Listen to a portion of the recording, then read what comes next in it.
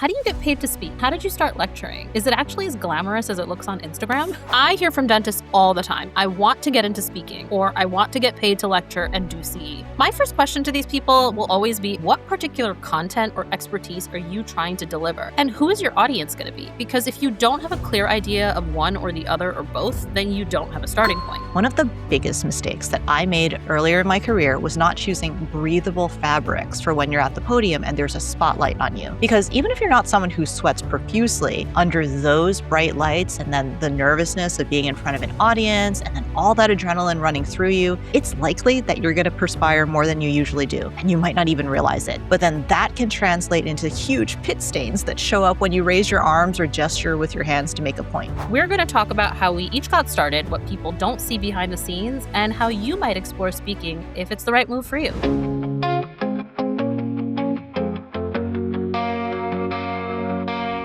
All right, welcome back to Project Confidence. I'm Diana. And I'm Amrita. And today we are going to be pulling back the curtain on something that we get asked about all the time. And that's, how do you get paid to speak? And how did you start lecturing? And is it actually as glamorous as it looks on Instagram? The short answer, sometimes yes. Long answer, absolutely not.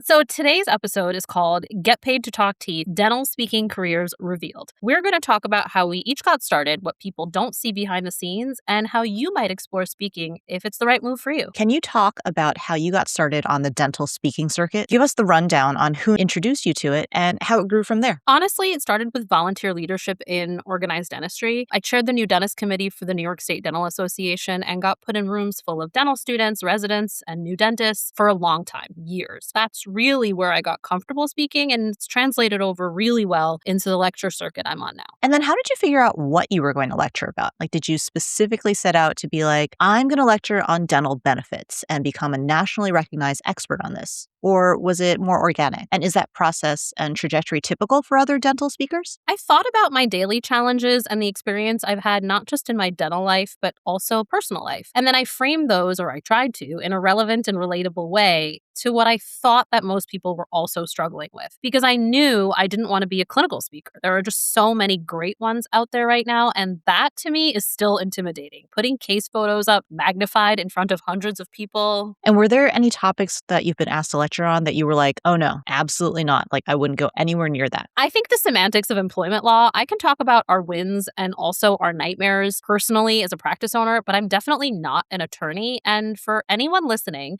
if you want to hear about hiring, firing, contracts, you need and want a legal professional with a license and certifications in their area of expertise. An expert isn't an influencer, even if they have 30,000 followers. All right, so let's talk about sponsorships, which for people who may not know what that is, that's when you have a third party, someone who's not your primary employer, who offers to pay you to speak. How do you secure sponsors for all of your talks? Do you approach the sponsors or do they reach out to you first? A little bit of both. I do get a lot of FaceTime with potential sponsors at shows and conventions. I've also had people reached out on LinkedIn or DM me on Instagram. I also think it helps that I write a fair amount for a few dental journals. And so people see my name out there already. And then when they meet me in real life, they're like, oh, that's right. I read your article a few months ago. And then how do you handle it if they're clearly asking you to push or endorse their product in a presentation that's supposed to be pretty neutral or objective at the core of what you're lecturing on? I've definitely walked away for a few of those opportunities. And while we're on the subject, I'd tell you that there are a lot of companies out there that promise the world. And then when it comes time to actually talking details and numbers, fall very short. Any brand new speakers out there that are listening, especially dentists, don't sell yourself short and stand on your principles and self-worth. Some of the conversations I've had have ranged from mildly confusing to flat out appalling. Yeah, it's always important to disclose any pre-existing relationships or conflicts of interest at the very beginning of your presentations, whether they're being sponsored or not only because obviously transparency matters, but especially if you work for a larger institution or in an academic setting, and that actually might jeopardize your career. Universities and major healthcare organizations take conflict of interest and conflict of commitment very, very seriously. And so when in doubt, you want to check in with them before accepting sponsorship from an outside source. Of course. And always remember who you're representing. And when in doubt, ask ask the question. Check with the higher ups. So my speaking experience stemmed, as you can probably expect, from working in academia. But what most people might not know is that it actually started way back when I was still in private practice and was mentoring pre-dental students at UC San Diego. If you don't know this, UCSD has this very robust pre-dental society, and it operates this massive pre-dental clinic network in Southern California that has multiple locations in San Diego County. I think it's the largest student-run free dental clinic system in the country, and it's notable that the clinics are run by pre-dental students. So they're not students that are already in dental school or licensed dental professionals. That's really impressive. And they don't have their own dental school, right? So how were you involved? Yes, so I had an appointment at the School of Medicine at the time, and that enabled me to come in and perform clinical procedures for their patients. And then the pre-dental students would provide chairside assistance. They'd stock the clinic and operatories, schedule appointments, they'd run sterilization, and they actually could take the x-rays. So basically everything short of the actual dental work, basically do everything short of the actual treatment that you needed a dental license to do. And so in my work there, I realized that while they were getting exposure to the basics of general dentistry and patient care through most of their assisting experiences, and then also whatever private practices they were shadowing in, they had very limited exposure and understanding of how dentists manage medical emergencies in their offices, and also how to prepare to treat more complex patients. And that was something that I had a background in, and that many dentists I knew in California didn't have a lot of experience or training in at the time, because I had worked at a level 1 trauma center and done a GPR. That's right, because so many California dentists just graduate, take the licensing exam, and come back to practice. Right. I mean, now we're seeing a trend where a lot more dental students in California, and then on a national level in general, are opting to do a residency of some sort so that they can have that experience and background, which I think is awesome, because they're recognizing how important it is to be prepared to deal with some of these more medically complex patients and complications in treatment. But at the time, I realized that this was the content that my students would really benefit from, and that they really needed and wanted to learn more about, and that they really weren't getting from any other sources at the time. So Econ 101, supply and demand? Exactly. So I literally composed this very basic introductory slideshow presentation on how to manage common medical emergencies, or situations you might encounter in a dental office if you had a more medically complex patient. And I offered to give it one evening to the students and other doctors who were affiliated with free clinics. And then I was asked to come back year after year to give it. So I'd continue to add to it and then refine it over the years. And then I was getting requests from other dental offices in the area or local meetings to give the presentation to staff and practicing dentists. And so over time, that allowed you to carve out a niche because you had specific content that you knew people wanted access to. Right. And what I learned was that I didn't have to be,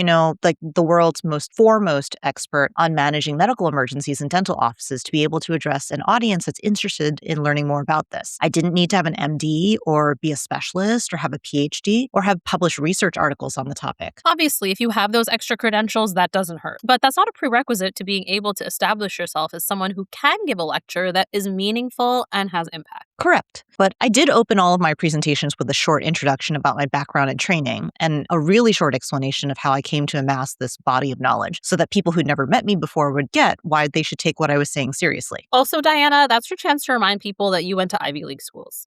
Anytime I list out all the schools that I went to, I'm reminded of that episode in The West Wing where Lord John Marbury... Wait, did you ever watch the show? No, not really, but I think I know what you're talking about. Okay, so for anyone who wasn't watching the show in the early 2000s or hasn't discovered it on Netflix yet, it's incredible. Especially if you're a word nerd like me, Aaron Sorkin's scripts are legendary. He wrote the screenplay for The Social Network too, right? I think that's where I know his name from. Yeah, that's the same guy. Okay, same guy. Yeah, so there's this episode in The West Wing where this super posh British guy named Lord John Marbury gets flown in to act as an advisor to the president. And almost none of the main characters know who he is when he first gets there. So there's like this scene where they're explaining something to him and he's like, yes, well, having been educated at Cambridge and the Sorbonne, I am, as you know, exceedingly stupid.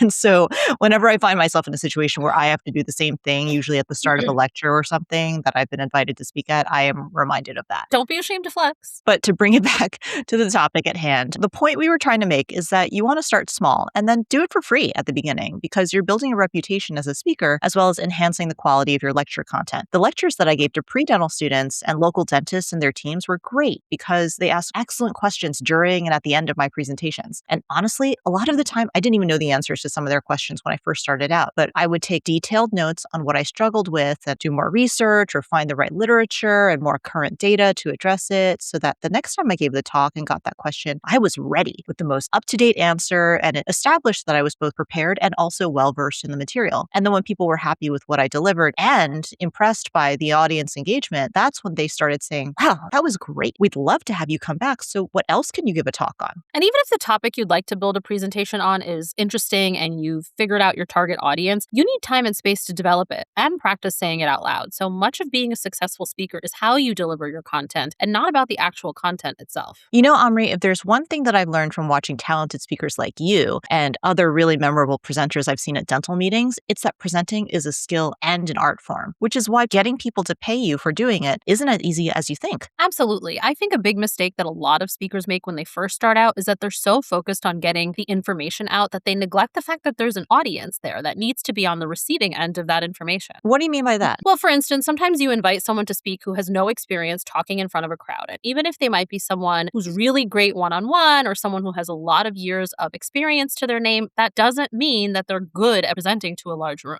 Oh, completely. You wind up with someone who has actually really prepared for their presentation, but then they show up with literal index cards with everything that they want to say that's handwritten on them. Or they have super text-heavy slides and they spend the whole time reading off of them because they get in front of the room and suddenly they're nervous or uncomfortable, picking their head up and looking everyone in the eye. Hey, you know what? That's totally who I was when I first started teaching. And somebody was like, oh yeah, just stand at the lectern and talk to the students. And even though I never really experienced that textbook, for stage fright or fear of speaking publicly that I think something like 75% of the general population reports that they have, there's something about just being positioned at the front of a room and then feeling all eyes on you that makes those nerves set in. And suddenly you're just not as comfortable and the words aren't flowing as freely as you thought they would. And so your mental and physical default is to just read off the slides. And this is called slide dependence in the industry. Right. And it immediately signals someone who isn't comfortable in front of a crowd or maybe doesn't know their material as well as they should. Exactly. And then think about what the audience thinks when they see a presenter standing up there with a stack of 3x5 index cards in their hands, or they're completely slide dependent. The people in the crowd are going to be like, why am I even here? Did I really use my PTO for this and pay money or tuition to listen to this amateur just read off the slides? Ouch, that was way harsh, Ty. I didn't mean you.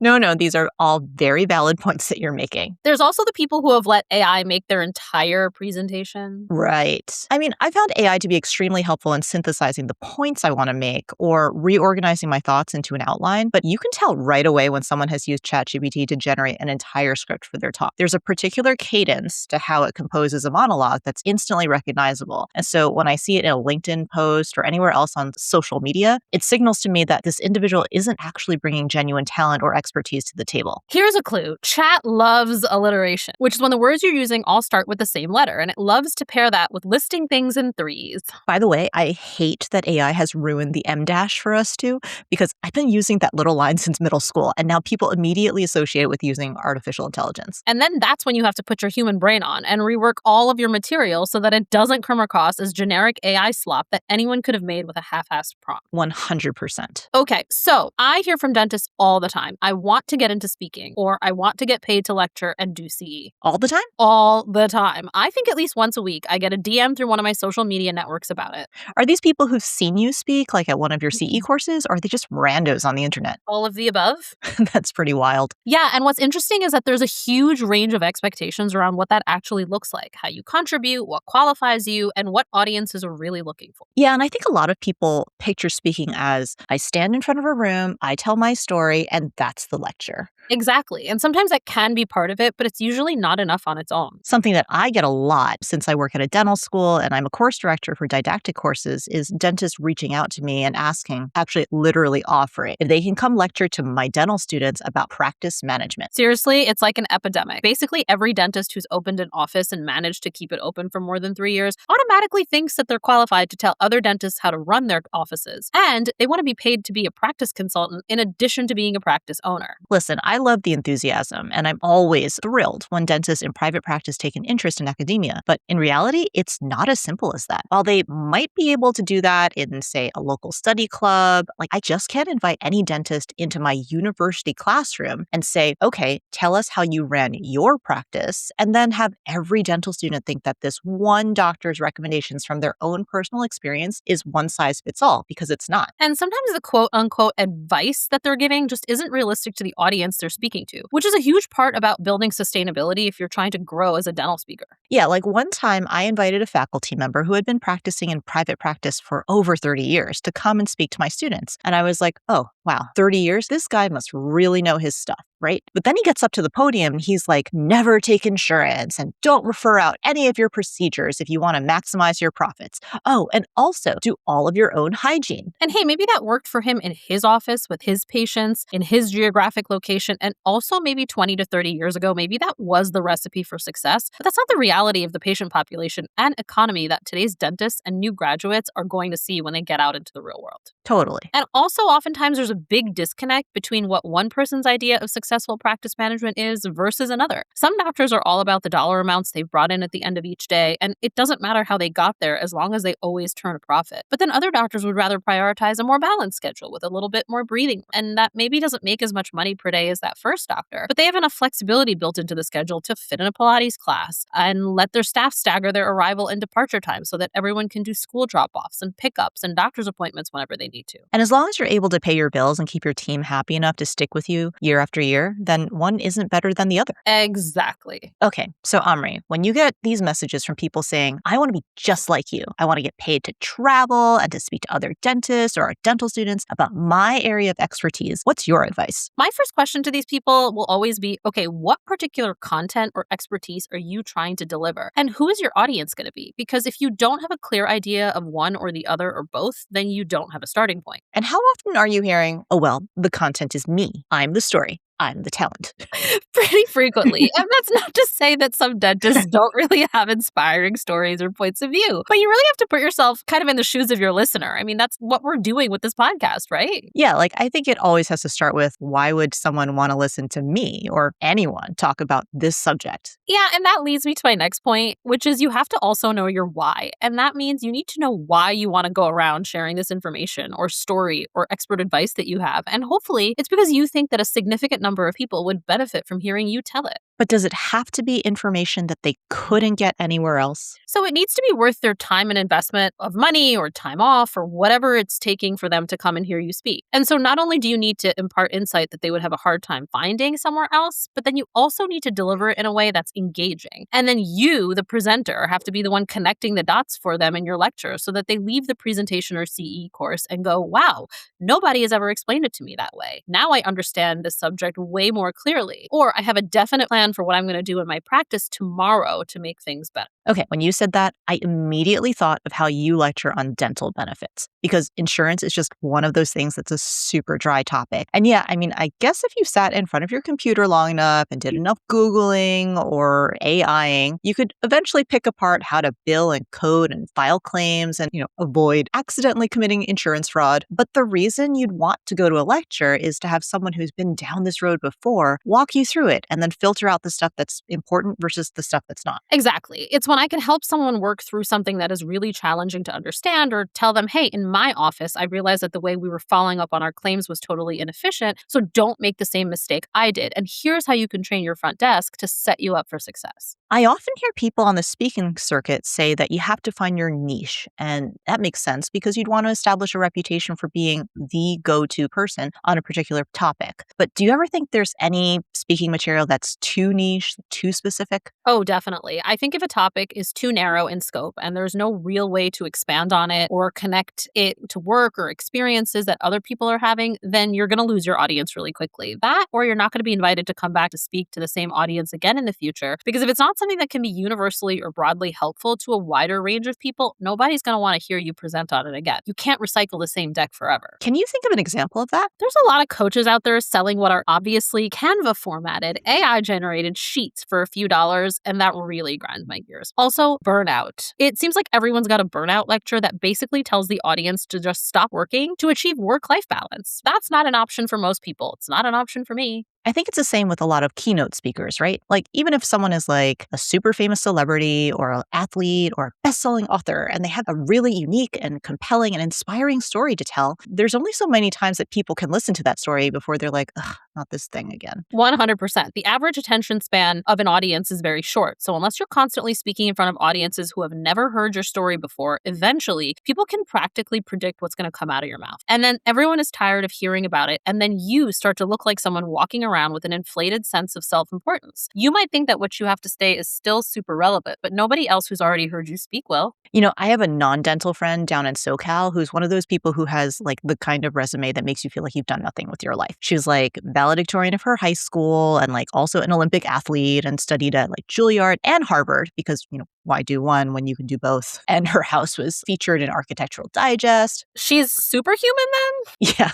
I mean, her whole life just sounds completely made up because it's so outrageous. And she does actually have a really interesting story about how she started her company from basically nothing and then became a bajillionaire. And I've actually been to happy hours or other, you know, like small parties and events with her. And I noticed that as soon as someone who doesn't know her asks her, oh, what do you do for a living? I've actually seen her friends and family just bolt so that they can get away from the conversation. And I know it's not because there's like any bad blood there. You know, she's literally one of the nicest and most genuinely kind and down-to-earth people I know, despite everything that she's accomplished. But after the second or third time I watched this happen, I actually ran after them and I asked her own brother, like, hey, you guys left so quickly. Like, is everything okay? And he just laughed and he was like, oh, everything's fine. I just don't need to listen to this story again. So we've got another 20 minutes before she stops talking. Let's go do something more interesting. So I think the same principle applies here, which is that you just got to change the record after a while, because even people who like you or recognize how talented and experienced you are can be like, I am so over this. So Amrita, something I've noticed that a lot of professional speakers have is a speaker packet. Do you have one of those? Like, can you explain to our listeners what that is and like why you might need one? Yeah, absolutely. So a speaker packet is a document, usually a PDF you can download from the speaker's website or LinkedIn page that highlights who you are, what areas you speak about, who your talks are for, and why it matters. Is it like a resume? Yeah, but composed entirely for the purpose of pitching you as someone who can be hired to give a talk or speech to an audience. And so just like when you're putting together a resume, do you need to keep it down to just one page? Or should it be like an academic CV, which lists all of your previous experiences? I personally use a single page sheet because meeting planners decide in seconds, and I want to make it easy for them to read it and say, yes, find out when she's available.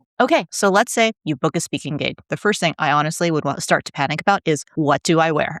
So what advice do you have as far as fashion sense for dental speakers? More than anything else, you need to be comfortable. That means knowing you have ease of movement and you won't be tugging at your outfit the whole time or worrying that it's not flattering, because that's totally distracting and it will keep you from being able to deliver your best performance. So choose something that makes you feel confident in your own skin and always err on the side of being comfortable over fashionable. Yeah, also, I highly recommend that you test run your outfits before you get on stage or in front of an audience. One of the biggest mistakes that I made earlier in my career was not choosing breathable fabrics for when you're at the podium and there's a spotlight on you. Because even if you're not someone who sweats profusely, under those bright lights and then the nervousness of being in front of an audience and then all that adrenaline running through you, it's likely that you're going to perspire more than you usually do. And you might not even realize it. But then that can translate into huge pit stains that show up when you raise your arms or gesture with your hands to make a point. Have you ever tried that viral hack where you put menstrual pads under your armpits to absorb the sweat and keep your shirts dry? Does that actually work? I don't know. I've never done it.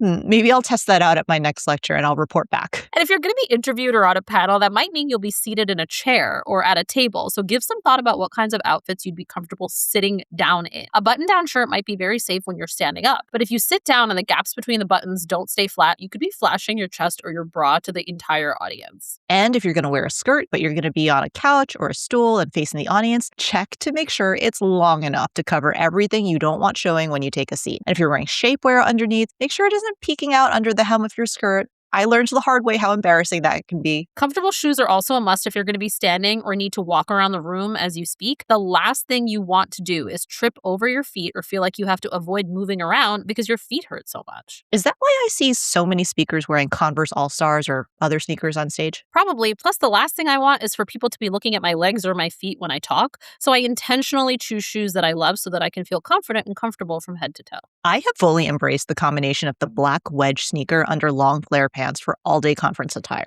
Some of these convention centers are like the size of 2 football fields, end to end, and you literally can't tell what kind of shoe I've got on under there. Skechers, in case anyone is wondering, and no, this is not sponsored by Skechers. I'm partial to my Jimmy Choo sneakers, and if Jimmy Choo is listening and wants to sponsor me, please DM me. Okay, now let's talk about the part that gets overly glamorized, the travel. Okay, so I think that people tend to romanticize this part about being a public speaker. I mean, on the surface, it does sound amazing. Think about it. As a dentist, if you have the choice between grinding away at the office, seeing patient after patient, day in and day out, versus having someone pay you to get on a plane and then go to a part of the country or the world even that maybe you've never been to before, and then they put you up in a hotel and pay for your meals, and then you enter a room to the sound of applause and all of these eager faces just sitting at the edge of their seats just waiting for you to impart your hard-earned wisdom to a crowd of adoring fans. Can you blame people for thinking, wow, that sounds like a dream job? See, when I said romanticize, this is exactly what I was talking about. For a lot of people, a speaking career would be the ultimate retirement plan. If they're not, examiners for a dental licensing board, which I hear is basically the same thing. Yeah, for a lot of speakers that you see on the circuit, this is the second act of their dental careers after they're done owning an office and engaging in direct patient care. Well, go ahead, burst our bubbles and tell us why this isn't the amazing cool job that people think it is. So, traveling for speaking gigs has its enjoyable aspects. Sure, I love meeting new people and making connections and having meaningful conversations about topics I'm passionate about, but it also means sleeping in hotel beds that destroy your back or eating Taco Bell at 10 p.m. because nothing else is open or appealing, and trying to work out while living out of a carry-on. Good luck. Yeah, the number of times you've come to San Francisco and then intentionally stayed at the Fleabag Motel just so you could be right next to the airport and take the earliest flight out. And in some parts of the country, that's considered a nice hotel. And as a woman traveling alone, if you're being sent to a part of the country you're not familiar with, you might stick out like a sore thumb. And I've had times where I instinctively felt unsafe or unwelcome because it was clear I wasn't a local. Not every city or town in America has reliable transit options. So it's not like I can always count on being able to call a Lyft or an Uber to come and pick me up. I mean, there are areas of California, just a few hours north of here, where there's no cell phone signal at all. And so I think we take that for granted because we're both in pretty metropolitan or metropolitan adjacent areas. But I realized one time after driving all the way up to Humboldt County that I couldn't use my phone, which meant no texting, no calls, and no GPS. So if you're like me and you have a horrible sense of direction, if you take a wrong turn or miss an exit on your way to or from the speaking venue, you're screwed. Yeah, and the fear that settles in when you realize how completely lost you are and how you have no way to call for help sets in fast. And it's not like I can invite my husband with me everywhere I go, since he's got his own full-time job and can't always tag along. Plus, he'd then have to pay for his own flight and meals and everything. So it might actually cost him more to come with me than what I'm getting paid to go speak. But you have to have some really nice memories of going to speak, right? Where was your favorite place that you've traveled to speak at? Alaska, because it was a really cool experience. I'd never been there before, and the lecture I gave was primarily attended by dental teams like staff. And it was just interesting to hear the challenges they faced or the ones that we deal with every day amplified. How about you? I really enjoyed going to CDA Presents last year, which is the annual convention hosted by the California Dental Association. Not just because we got to go to Din Tai Fung in Disneyland. I knew you were going to bring up the dumplings. They are amazing, though. I know, right? Okay, but back to the meeting. CDA just does such a good job of bringing in speakers from all over the country, and I love that they were thoughtful enough to invite dental school faculty to have a little stage time so that people can see the impact that we have on the dental profession and also recognize that, hey, this is a legitimate career path for dentists, too. Totally. And not every hotel room is horrible. I remember one time you came to SF and whoever sponsored you to come speak put you up in like the penthouse of some very fancy hotel in Union Square. Oh, right. To be fair, that was kind of a fluke, though, because I have automatic hotel upgrade perks on my credit card. And I guess that room was the only one in the hotel that wasn't being used that night. Okay, guys, she's just downplaying it so that whoever was paying for this room doesn't get in trouble for going way over budget. But for everyone who's listening, I need you to understand how massive and ridiculously over the top this hotel room was. Yeah, it was like the presidential suite or something. No, this is where I would would expect Beyonce to stay if she ever came to San Francisco. There was a dining room that I think sat like 12 people, and butler's pantry and a dumbwaiter, one of those like little chutes in the wall that's actually an elevator for your food, and a dedicated space for whatever staff you'd be traveling with, and multiple private balconies with multiple fire pits. And I walked in and I was like, oh, I didn't realize that Taylor Swift was coming over later. Like, why did you need so much space? It was ridiculous, but it also underscored another quiet reality about this kind of work, which is that big or small, when you're traveling for a speaking career, even the nicest and fanciest hotel room at the end of the day could feel lonely. And you just find yourself sitting on the bed and wishing that you had someone with you. You're absolutely right. I've had to travel away from home a few times this year as part of the Adia Leadership Institute, which is a fellowship program for academic leaders in dental education. And even though the first thing you think or feel when you've got a king-size bed all to yourself is like, ooh, this is all mine, like Kevin McAllister in Home Alone. God, I hope people get that reference. Oh, I know, we are so old. Also, I still can't get over that Macaulay Culkin is married to Brenda Song, who is unbelievably gorgeous, by the way. And they have adorable Asian swirl babies. Whoops. Okay, we veered way off of topic. Okay, so literally the first second of walking into a hotel room by myself for this program, I'm like, oh, this is so nice. But then immediately I would think, oh God, my son would go crazy if he saw all these pillows. Or I would go out to eat with my cohort and think like, wow, my husband would love this restaurant. I'm the same way. I think about how much I'd love to be sharing the time in between meetings or presentations with my husband, and how I wish I could have my puppy jump into bed with me at the end of the day. Now, see, that's the part that doesn't make it to the posts on LinkedIn. True. Okay, so in conclusion, if you're curious about dental speaking, amazing. Just be intentional. Know your why. If this episode was helpful, share it with a friend who's been thinking about speaking. And if you want more behind-the-scenes conversations about dentistry, leadership, and real career paths, come back next time for Project Confidence. Bye! Bye.